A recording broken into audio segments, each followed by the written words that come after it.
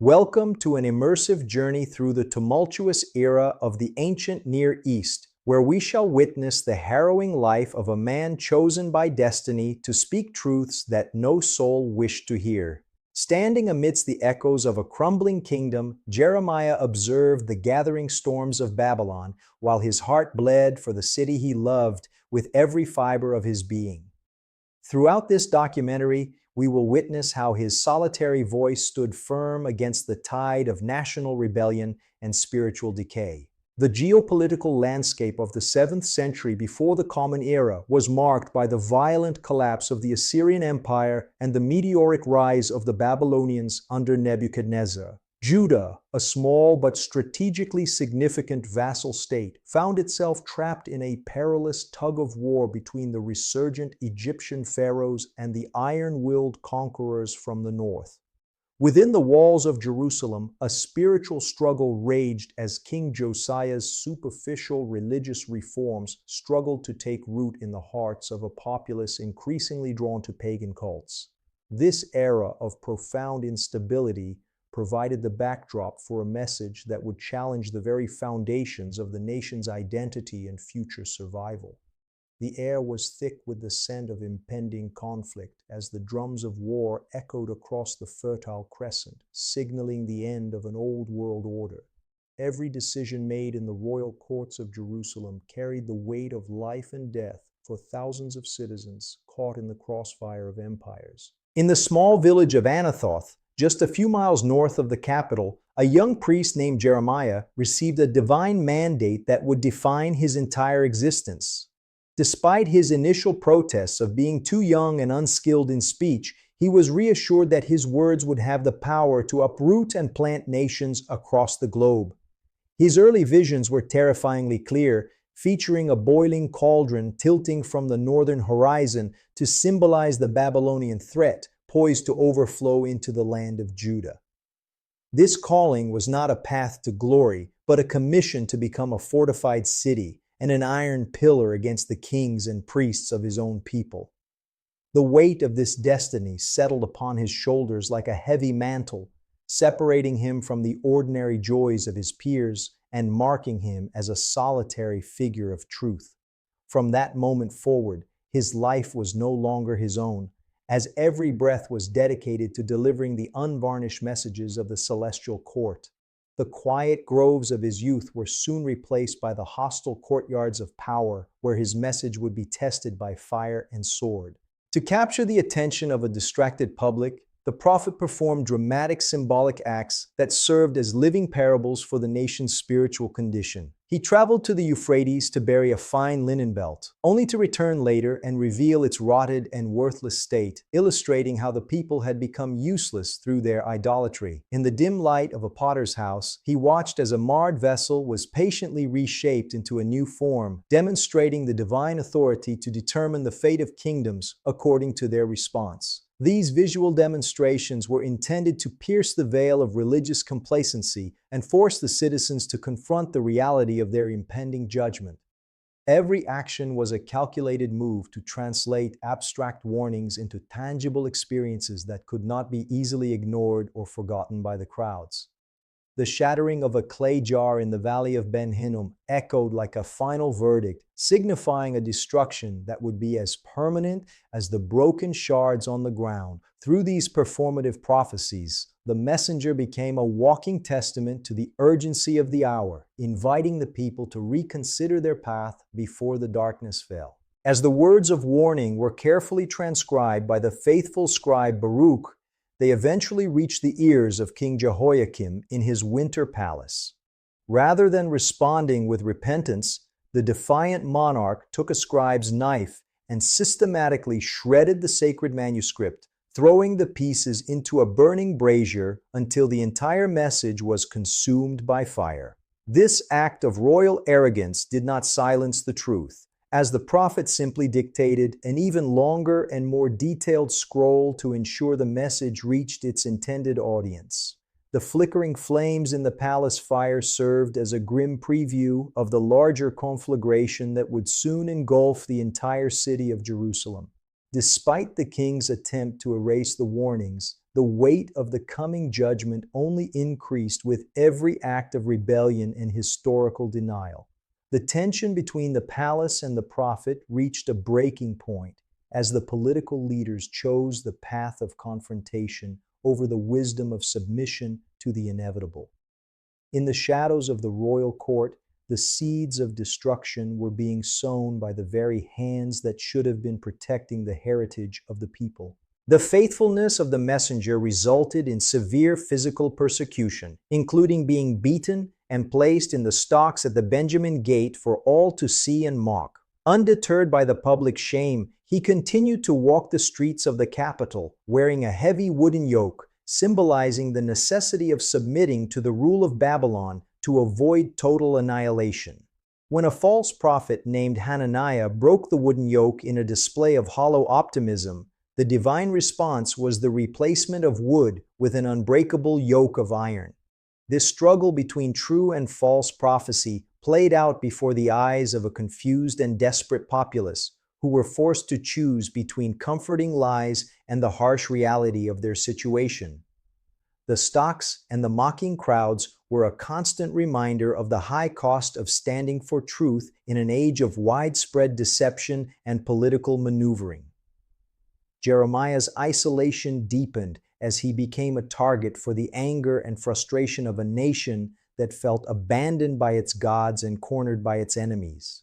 His weeping was not merely for his own suffering, but for the blindness of a people who were marching headlong into a catastrophe of their own making. In the summer of 586 before the Common Era, the nightmare that had been prophesied for decades finally became a tangible reality as the Babylonian armies surrounded the city.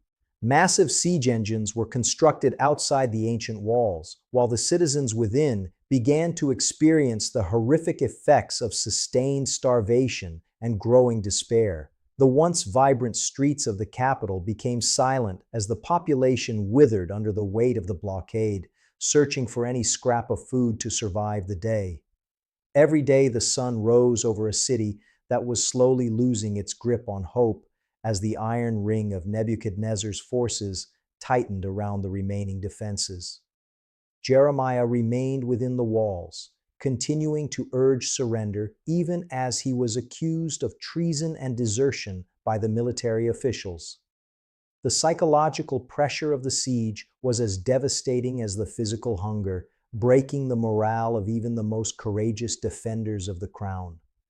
From the battlements, the defenders watched as the surrounding hills were stripped of their trees to build the machines of their destruction. The inevitability of the fall was written in the smoke that rose from the pillaged villages across the landscape of Judah. During the final stages of the siege, the anger of the pro-Egyptian officials culminated in the decision to silence the prophet by casting him into the deep cistern of Malchijah. This pit had no water, but was filled with thick, suffocating mire, and the man of God began to sink into the cold mud as his strength slowly failed him in the darkness. It was only through the courageous intervention of Ebed-Melech, an Ethiopian official, that a rescue was organized, using old rags and ropes to lift the prophet from the brink of death. This rescue stood as a rare moment of compassion in a city that had largely abandoned its humanity in the face of overwhelming suffering and impending defeat. The silence of the cistern was a profound contrast to the chaos of the streets above, providing a moment of isolation that tested the very limits of his faith and endurance. Even as he was being pulled to safety, the sounds of the Babylonian battering rams continued to echo through the foundations of the city, signaling the end was near. The prophet's survival was a miracle that ensured his voice would remain to witness the final hours of the kingdom he had tried so hard to save. His experience in the pit became a powerful metaphor for the state of the nation, sinking into the mud of its own making without any hope of self-rescue. The breaking point arrived as the Babylonian forces finally breached the northern walls, flooding into the city and bringing an end to the centuries of Davidic rule in Jerusalem. Solomon's temple, the architectural and spiritual heart of the nation, was systematically stripped of its treasures and consigned to the devouring flames of a massive conflagration. The smoke from the burning sanctuary rose as a visible sign of the departure of the divine presence and the total failure of the nation's religious and political leadership. Blinded and bound in bronze shackles, King Zedekiah was forced to witness the execution of his sons before being led away to a life of perpetual imprisonment in the distant city of Babylon. The streets that once echoed with the sounds of festivals and commerce were now filled with the cries of the captives and the triumphant shouts of the conquerors. Every stone of the majestic walls was leveled to the ground, leaving behind a desolate landscape of ash and broken dreams for the few who remained in the ruins. Jeremiah stood amidst the smoking debris, his eyes overflowing with tears as he witnessed the literal fulfillment of his most terrifying oracles. The silence that followed the destruction was more profound than the noise of the battle, as the reality of the loss began to settle over the devastated land. Even in the depths of national tragedy, the messenger was instructed to perform an act of incredible hope by purchasing a field in his ancestral home of Anathoth while the land was still occupied by the enemy.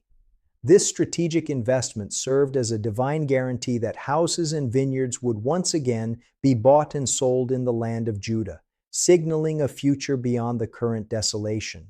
Most importantly, he articulated the promise of a revolutionary new covenant, one that would be written not on tablets of cold stone, but upon the living parchment of the human heart.